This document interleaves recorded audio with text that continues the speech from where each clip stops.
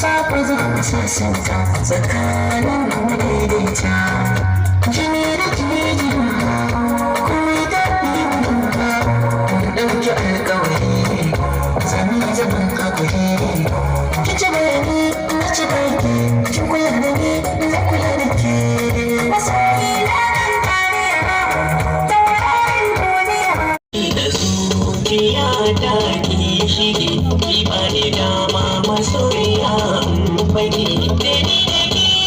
amana mu rige ba za mu so a bar mu a baya ba sashi da zuciya ta kashi ne gaba da dama masoyina dan fage da ni da kai amana mu rige ba za mu so a bar mu a baya ba yawan labari zan bada ki jitawa